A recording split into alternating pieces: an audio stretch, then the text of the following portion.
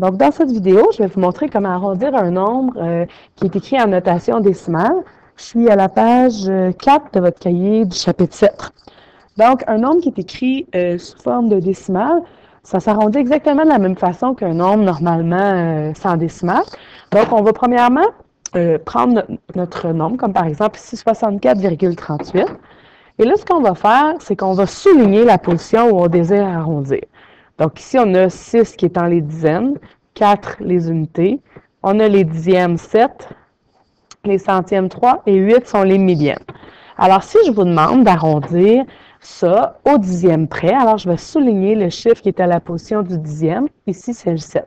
Exactement comme c'est fait à l'étape 1 ici.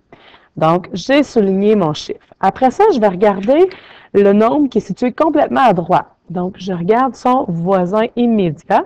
Dans ce cas-ci, c'est un 3. Donc, je mets la petite flèche vis-à-vis le voisin immédiat, exactement comme il a été fait ici. Et là, je regarde. Si mon nombre il est 1, 2, 3, 4, bien, mon nombre va rester 7, puis le reste va disparaître. Si mon nombre avait été 5 ou plus grand, bien là, j'aurais fait plus 1 ici à ma position de mes dixièmes.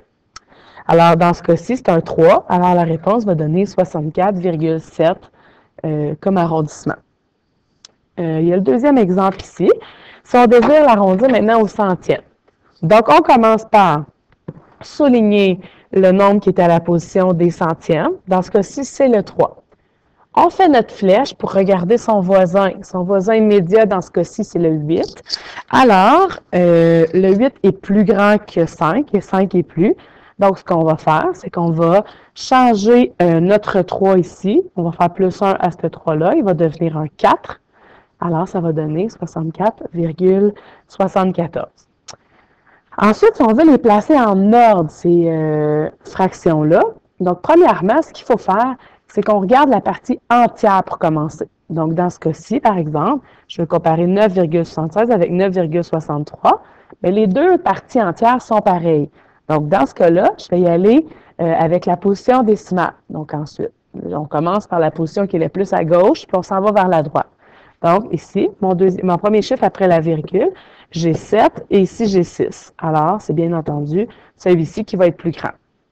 Le deuxième exemple, les deux G12, donc ma position entière est pareille, mais là, oh, les dixièmes aussi sont pareils. Mais c'est pas grave, on continue plus loin.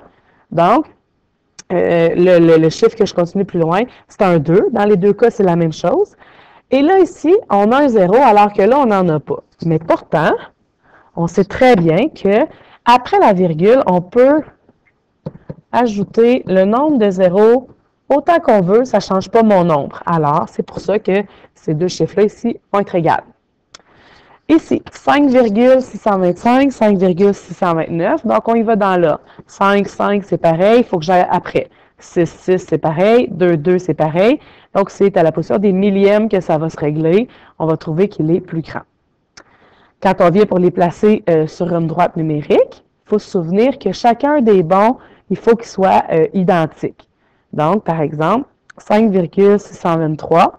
Bien là, ici, on fait des bons. C'est comme si on faisait, à chaque fois qu'on changeait, c'est comme si on montait de 1 millième. Donc, ici, ce n'est pas écrit, mais on aurait 5,624, 5,625. Ici, on aurait 5,626. C'est bien important que chaque bon soit toujours de la même valeur sur une droite numérique.